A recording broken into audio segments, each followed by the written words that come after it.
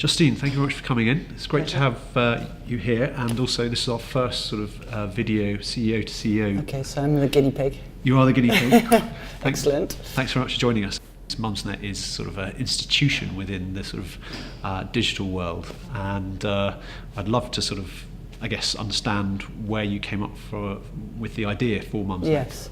Well, I mean, one of the things is we're really old. We've actually been going for nearly 17 years, so yeah, I feel slightly geriatric because internet years are a bit like dog years, aren't they? Yeah. But really the inspiration, as you know, often is, it was my own personal sort of need. I had these 1-year-old twins.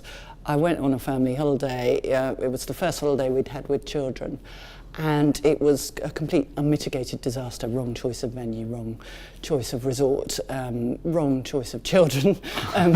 So it was, you know, a light bulb moment, if it was why couldn't I have found out about this before I went? And actually not just holidays, but all this parenting stuff for which, you know, I'm pretty clueless and untrained. It would be good to tap into the wisdom of others who've been there and done that. So it was a very simple, no rocket science there, but it was about my own need. And so I came home and luckily found a mate of mine who could code, and we got going from there. Amazing story. I've been on several holidays which haven't worked with my children, and so I know exactly that experience. And had you known before that you wanted to be an entrepreneur? Do you think you had this sort of entrepreneur desire before that, or was it that moment when you think this holiday ain't working? Yes. Someone needs to. No, I mean, I didn't wake up. You know, I was not one of those people who said that, you know, I'm definitely going to start my own business. Yeah. But there was a bit of a moment, and I do believe serendipity plays a part in these things. You know, it was the right time and the right place for me. I'd given up a career that I'd spent 10 years in because it just didn't work with children. So I was looking around for the next thing. The internet bubble was, at that point, just about to burst. Actually, I didn't know that. But it was kind of, it was that wild west of the internet where everyone was having a startup idea. Yeah. So the situation was ripe. It was ripe for me personally to try something. I suppose I was always entrepreneurial, although it didn't really, I think women are a bit different. They don't call themselves entrepreneurs, they just start businesses and do, you know, trade and stuff. So the answer is a bit of a fudge. No, probably not, in the sense of I didn't leave university and think, you know, I'm definitely going to start my own business. So what's the sort of overarching vision for Mumsnet? So Mumsnet is all about making parents' lives easier. So what we're trying to do is allow people to connect so they can make their lives easier by sharing that wisdom and knowledge. So a lot of it is user-generated content, but some of it is not as well. We create content, and we want to create solutions that make parents' lives easier. So that's actually quite a broad remit. Largely, they're going to be digital solutions because that's what we know about. But we have quite a well-known brand now, and I'm just passionate about, you know, we all know how hard it is. Just making the irritating things in the lives of parents slightly easier would be, you know, a great win. Yeah, so that's the area we're in. Yeah. It's a very noble service, and have you ever felt that? I can imagine, you know, I'd imagine most mums who've got internet access in the UK have probably been on your website and looked for advice. Have you felt sort of a huge burden of responsibility around those mums in terms of, you know, I've got all this advice, and if I give the wrong advice, you know, or the forum is giving the wrong advice. Yes, you know, yes. How do you quantify that sort of burden of responsibility for all those? I mean, obviously you don't want to give bum advice, but I honestly, I promise you, it just would not get through when you've got a very large, very opinionated and very wise crowd. I mean, the Mumsnet audience is a pretty educated audience. So, you know, if you ask a question about a health issue, there will be many, many GPs on Mumsnet giving answers. Yeah. If you ask about, you know, I want to submit my thesis on how Jane Austen did it, there will be people who are experts in that field. Yeah. So it's actually very rare, and quite a lot of research has been done on this for bad advice to get through. It's probably more accurate than one expert sitting there, a very wide crowd. So thankfully I can sleep at night knowing that, you know, thanks to the users of Mumsnet, that, you know, isn't something really we've had to worry about. Being a parent myself, you know, it's an incredibly up and down roller coaster of a journey. I was just wondering, I imagine on Mumsnet, there's been a lot of mums who've been in very tough situations. Are there some examples of sort of times where Mumsnet saved people's lives, or yeah, there are actually. There are some really dramatic examples. So literally, people having their ectopic pregnancy diagnosed. On Mumsnet? Yes, Wow, people. I mean, several of those actually. Presenting symptoms that get to the doctor right now. You're having you've got an ectopic pregnancy, and then they come back and tell the story. We've had a live birth where the midwife wasn't there, and literally the mums have talked through the dad in this case how to cope with the situation. But then there's a lot more everyday prosaic stuff. I mean, there's some cute stuff. People gone on holiday, forgotten their favourite toy. A local Mumsnetter has delivered a toy that they have, which is the same to 4-year-old child who is no longer, weeping, and some more serious stuff around, people suffering domestic violence, being kind of handheld through that process of leaving an abusive husband. So, and some stuff which is kind of just going on every day, which is everyday acts of kindness and generosity and giving support and information to people who are having a difficult time of it. Mumsnet's is this institution in the digital space. Where do you see the next big sort of area for Mumsnet? What's your big sort of growth story in the next couple of years? I think we need to deliver what we do, which is provide solutions for parents to make their lives easier in whatever platform and medium they need it in. So, as you know, in this world, that's a challenge in itself, right? You've got to stay current. You've got to make sure that if people want to consume your product via artificial intelligence, you're thinking about that type of thing. So for me, it's we need to have the overarching aim. What are we here for? What's our purpose? And then we need to deliver it in the way the users want it delivered. So I'd imagine with Mumsnet, you've met some pretty amazing people. Can you talk about the most famous person you've met and what you learnt about them? We do. We get sort of all the great and the good. We've had every Prime Minister, every aspiring Prime Minister, and David Beckham and all kinds of people. But I guess the most topically famous person I've met is Hillary Clinton, who did a web chat on Mumsnet, and what would I say? Well, she was. You kind of think she's a bit cold and aloof, but she's really not. She's a kind of homespun, warm American type who engulfs you in her warmth, but she also has a really good sense of humour. So we have a comment, our community management team always say on the boards, the Secret Service will not comment on procedure. And she learnt this, and she did a little piece to camera saying, the Secret Service does not comment on procedure, and we now put that clip up. So she was a good laugh, which was quite surprising. Awesome, fantastic. I've been on various startup journeys myself, and you have highs and you have lows. Can you would you like to sort of suggest what your highest moment, your best moment at Mumsnet was, and your sort of worst moment?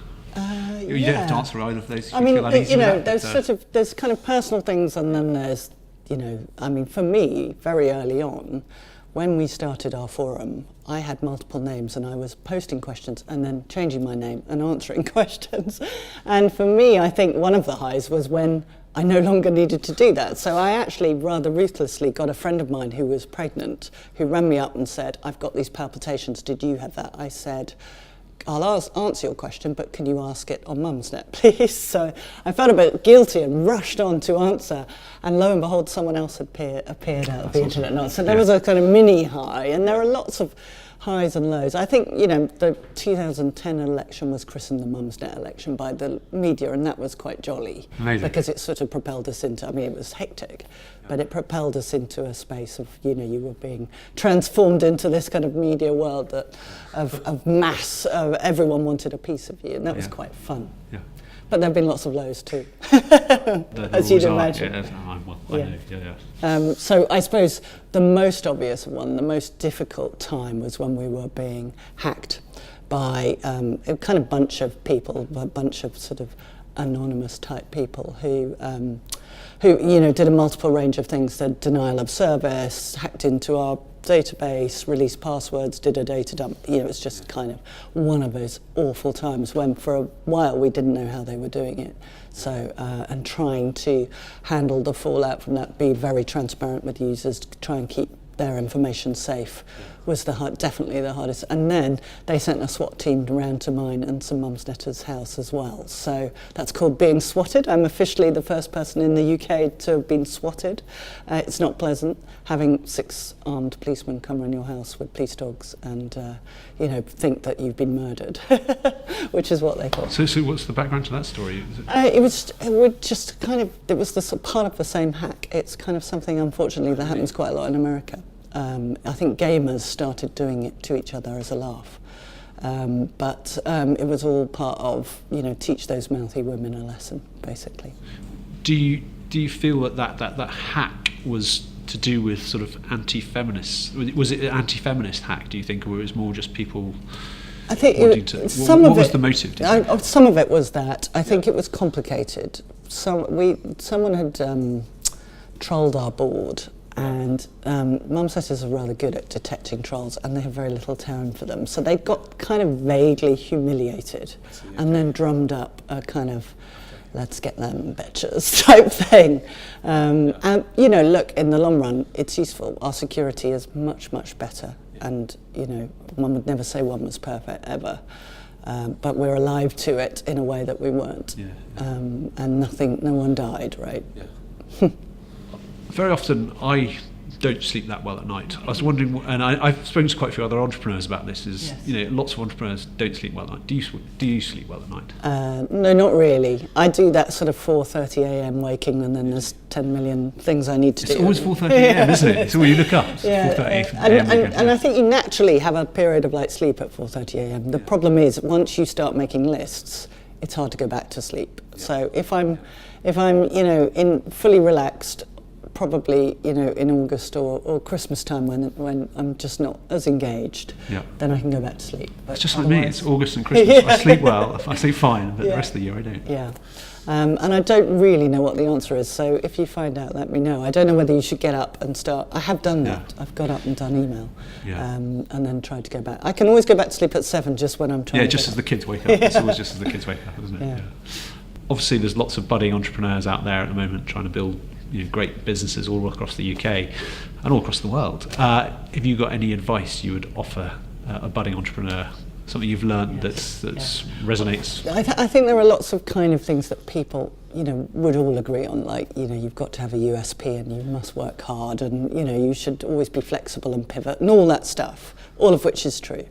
But I think I'd say one other thing, because I think it's particularly relevant to female entrepreneurs. When I was first trying to raise money, just before the dot-com bubble burst, I got very close to raising money with a venture fund, and they wanted to give us 4 million quid. Unbelievable, right? Because the numbers, as it turned out, were completely wrong. Anyway, just before they did, they said, look, we want to give you this money, it's a great idea, but we want someone else to run it. You have no experience, and quite frankly, you don't look the part. You're a mum, you're not a 22-year-old thrusting American talking about burn rates. You're completely different. And my advice really, because I thought I wasn't ready to give up before I've even started, so I didn't take their money, but in any case, their money would have gone because there was the bubble burst. But my advice is, there's no one better than you to run your business, because you understand it, you're passionate about it, you're the reason why the idea is there. So be firm and don't let the sort of knockers knock you. Just because you may not look the part or you may not sound the part doesn't mean that you aren't the best person to do it. On that sort of female entrepreneurs, do how are you feeling about the sort of the ecosystem for female entrepreneurs at the moment? Do you think it's getting better? Do you think it's and how do you think you'd improve it? I think there's a lot of focus on it, which is good. Yeah. I think we need to see success stories. Women need to see other women doing this, because they're few and far between. But I think there's a problem with the funding. Most of the funding is, if you think about it, coming from a fairly cookie-cutter type of white male, and they are interested in products for white males, surprise, surprise. Yeah. So I think that's an area that needs a bit of attention. Yeah, so some female backed VC sort of I think so, firms. because it's a wasted opportunity, really, isn't it? I mean, if you think 50% of the audience is female, absolutely. So we're not. There are more products to be developed. There are more solutions to be made, which are have a female emphasis. So someone clever needs to stick some money in there. And it's interesting, having met a lot of that community, that is very, very. There's a lot of men in it, and I've probably met. It's probably about 10% women. It's very underrepresented. It's very true. So it's a very good point. So it's not surprising that female founders are underrepresented too. Yeah. So do you feel this is a sort of certain years' time? You feel that Future could be a career for you? Do you think, or? It's not necessary. I don't think necessarily me. Actually, I'm not sure my skill set is quite that. Yeah. But who knows? I have another question for you. I was just wondering how you feel about the sort of role of CEO in society, and what do you think the responsibility of a CEO is? What do you think the responsibility of a CEO is to society? Well, I think there is something in that. I can see why you've asked that question. I think actually a CEO has a responsibility to, lots of stakeholders really, the staff, the investors, and the public, or their customers. And I think the main way I think you should look at it is about sustainability. I think CEOs should think about building sustainable businesses, sustainable for their customers, sustainable for their staff, and sustainable, for the investor too. And there are lots of stakeholders, and they need to consider them all. I think the sort of types of businesses which I think will increasingly get into trouble, but also maybe we ought to have a bit of moral disapproval of, are the ones that are hiring and firing, are going on this quarter's results, are saying, okay, you're out, or you're on 0 hours contract and you're in or you're out. I don't think that's really a sustainable way to run a business. It's definitely the people paying for that are the staff. So I think it's a fair question. I can see, and I do believe CEOs have a responsibility, yes. And within Mumsnet, do you have a sort of KPI that, obviously, I'm sure revenues and profits are very important to you, but is there a KPI that sort of, for the more altruistic side of the sort of business that you sort of focus on, or? I would say that is our, we put purpose before profits genuinely. Yeah. So we have 5 things we want to do, and only one of them is about revenue. And even then, it's sustainable revenue. Yeah. So for us, revenue isn't revenue unless it is something that doesn't harm our community, our brand, our staff. So yes, we focus, we basically want to make a great thing that offers solutions and makes parents' lives easier. And then if we can make a buck out of it, we will. Yeah. It's not the other way around. Makes sense. That's a very healthy attitude to it. And in terms of sort of the future and your what would you like to be remembered for? What do you think Justine's legacy is? Well, I think, it's not about me. Genuinely, I mean that. It's largely about this fantastic community where women go out of their way every day to help each other. And so maybe Mumsnet can be remembered for demonstrating that there is such a thing as society, and that, people are left to their own devices, want to help and connect and be kind. Yeah, that's fantastic. And thank you very much for coming in for this interview. It's been an absolute pleasure. And it's, I have a great deal of respect for everything you're building, and it's lovely to see someone with such an altruistic vision for your business. It's brilliant. Thank you. Thank you. Cheers. Thanks, Justine. That was awesome.